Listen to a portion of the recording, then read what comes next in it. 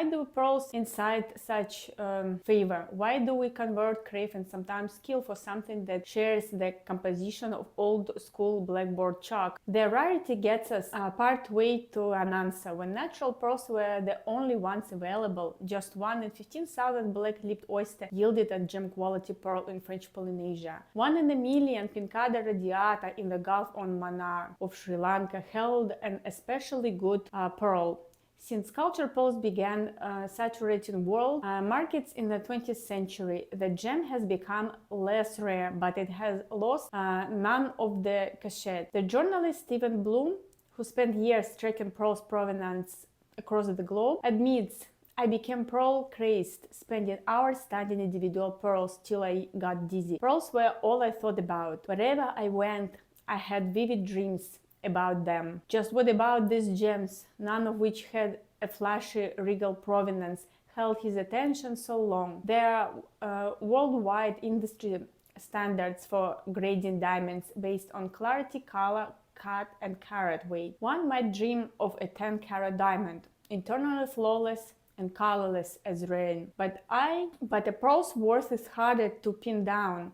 It is the only gem that emerges perfect from an animal, doesn't require skillful faceting, and black ones can be the same price as white. You can peer into the cold soul of a diamond, but a pearl's beauty is as hard to judge as skin. To counter these impressions, the gem industry has introduced systems to quantify the pearl's worth, such as the Gemological Institute of America widely adopted 7 pearl value factors addressing size, shape, color, nacre, luster, surface, and matching. A light mirror and a mirror. A pearl is a body of light, and its most arresting quality is its luster.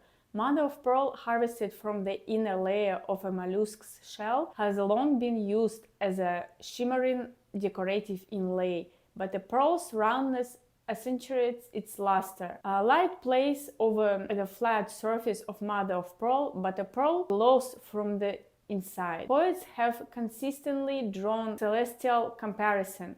In Arabic, a particularly lumptuous pearl was termed Najm, star. Pearls were like the moon and even thought to shine in harmony with its phases. John Steinbeck evoked the unearthly quantity of the gem's light when he evoked the unearthly quality of the gem's light when he described the pearly lucency of dawn at Canary Row in Monterey, California. It is the hour of the pearl, the interval between day and night, when time stops and examines itself. A pearl's light might seem supernatural, but its sheen derives from its natural structure and chemical composition. The pearl glows when the day is cloudy, claimed Persian scientist and polymath al-Biruni in a southern year. But he also observed more prosaically the fact is that the skin of the pearl is arranged layers upon layer. In the opinion, he was once the earliest scholars to reconcile the mystical with the kitchen. Al-Biruni provides great insight in the value the Islamic world placed on pearls, and his opinion, a smile was a target, but today powerful optical devices held and envision brickyards instead of chopping boards. A pearl's concentric layers are made of conchon and calcium carbonate in the mineral form of aragonite. An electron microscope reveals the sheets of hexagonal crystals that comprise the organic layers. These crystals line up like bricks bound with a mortar of conchuin. The animals like a bricklayer, each day completing 1 to 7 courses until there are thousands. Not all courses are complete though. Some stop midway, others step higher, like ladders. Under magnification, the surface of a pearl is more like a terraced hillside of rice paddles than a flat plain. While this isn't visible to the naked eye, we can feel the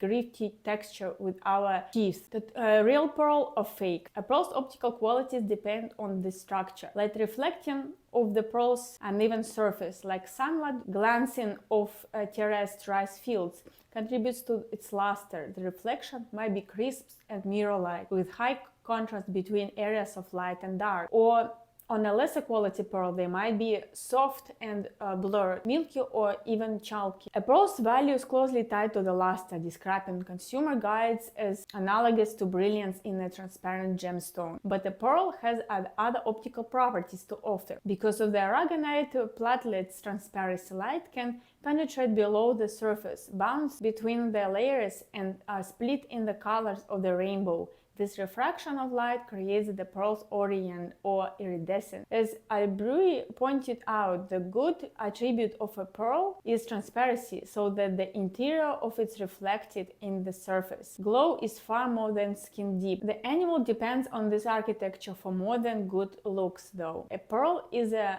relatively soft gem, measuring 3.5 to 4.5 on the Mohs scale, which ranks the hardest of minerals. A diamond is, in contrast, measures 10, a ruby 9, a topaz 8. A predator can puncture or crack the outside of a mollusk shell, but these cracks halt when they reach the interlocking brick wall of nacre. The aragonite layers connect via mineral bridges, though the organic mortar further increasing the material toughness and elasticity. Inspired by nacre's tensile strength and fracture resistance, 3,000 times that of aragonite materials, scientists are exploring biomedical application.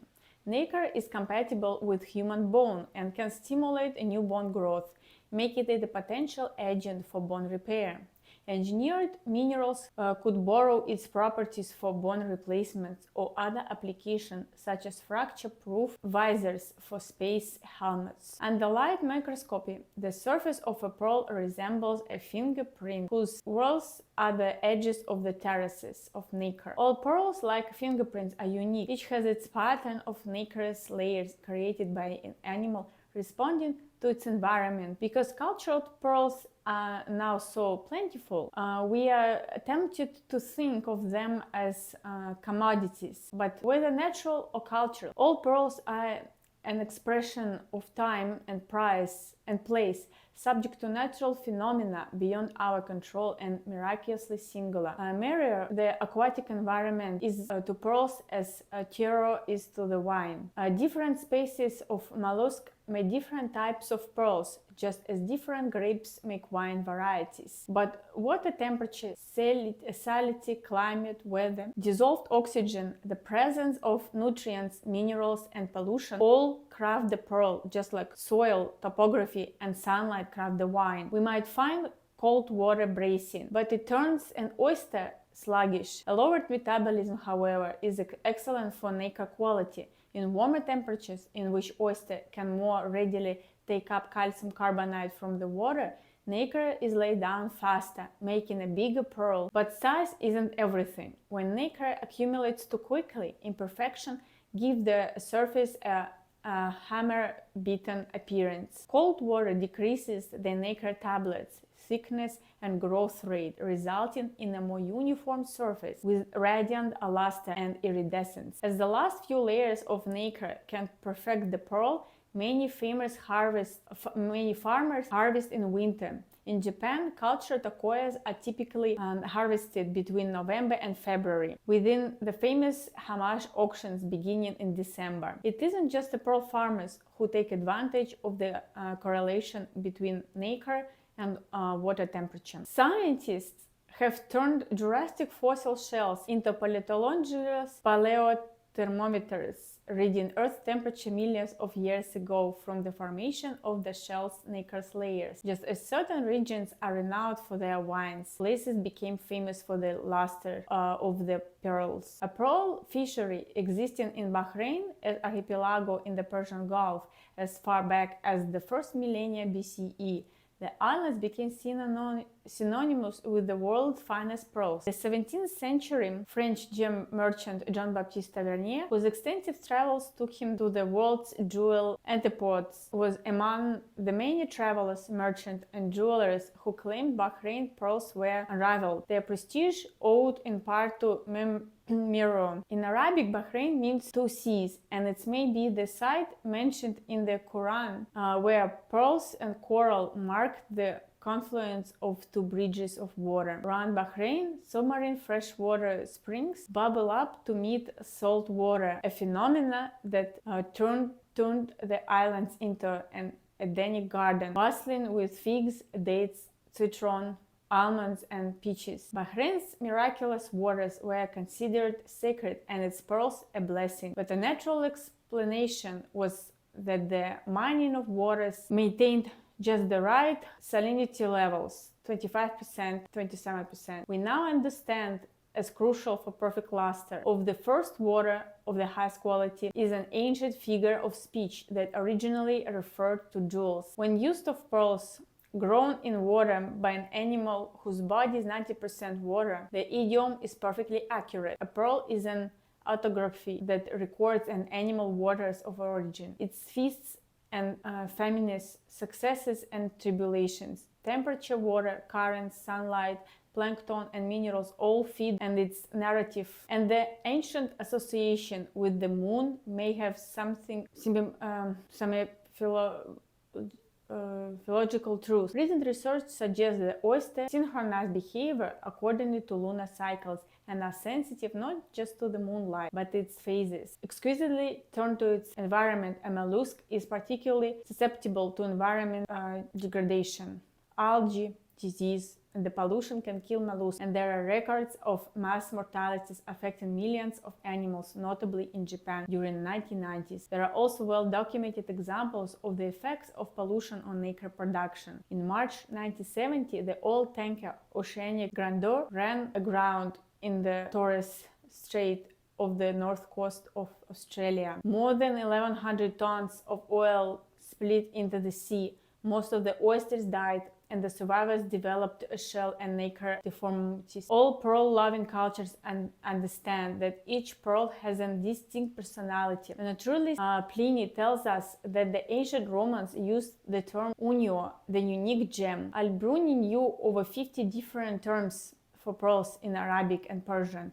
They range from nuta, drop, to pashki, olive-shaped, mudaris, like a molar tooth, shiva, regal, and uin, pearls as round as glistering as the pupils of eyes. The pearls so charismatic, and they have celebrated names such as the Hope Pearl, a silver-tipped mammoth named after the collector Henry Philip Hope, La Pellegrina, owned by a succession of celebrities, and Aliatima, the opera, the unmatched beauty renowned in the medieval Islamic world. If we were to believe the evidence of hundreds of years of portraiture, we would think that all pearls were large, white and round, or shaped like prize. Andure pearls, but the pearls we see around the necks of Saracens and aristocrats down the ages were outliers. Such pearls would have been the cream of the crop, sieved from great quantities of smaller gems of different shapes and adaptfully enhanced by the artist to amplify their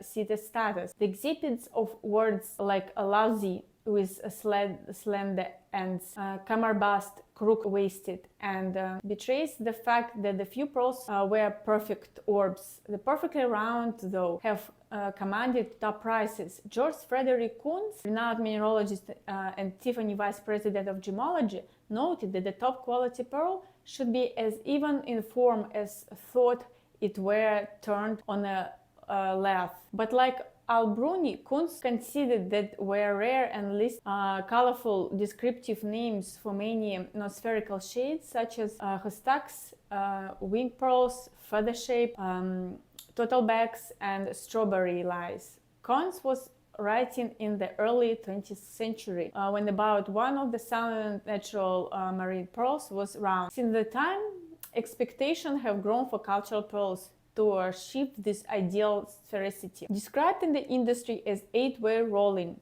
reinforcing our belief that pearls are round. Culturing pearls artificially kickstarts the biomineralization process. For saltwater pearls, a round bead is implanted with a fragment of mantle tissue from a donor oyster, increasing the odds of roundness to 1 of 10 in 10 cultured pearls. These round pearls are the ones that reach the market and inform our ideals of value and norm. Nature pearls are more apt to go rogue. They can squeeze between the shell and mantle to form a blister pearl. Sometimes nacre enorms entire fish against the shell.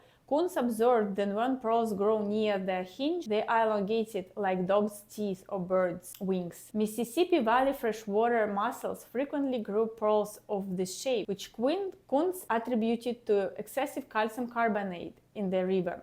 If they form close to a mussel, they are likely to become reshaped baroques.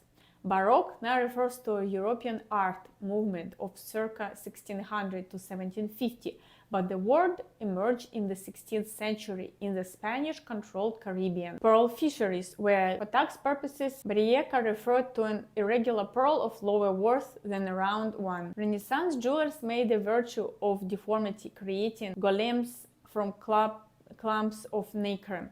Honoring their aquatic origins, they became dolphins, mermaids, sea monsters, or swans. They morphed into parrots, cats, and crucified Christ or the Holy Spirit. Orbs were obvious, but it looks at jewelry ingenuity and the collector's taste to discern the puff down of a swan in the pearl of the manacled body of one of the enslaved African divers of which the Spanish fisheries depended. The shape of a pearl is a connection back to the animal in whose body it grew. A baroque pearl embodies the passage of time required to coat in an intrusion of use 2 or 3 pearls into one. Tahitian black pearls often have pronounced circular grooves inherited from their years in the pearl sac, slowly rotating as they form, like an wholly unlike a human child. Even when deviating from the desirable round, their shapes are never accidental but part of the pact between the animal and its environment. Fashion sways how they value this. The current trend for Tahitian baroque pearls, for instance, is shaped by the ongoing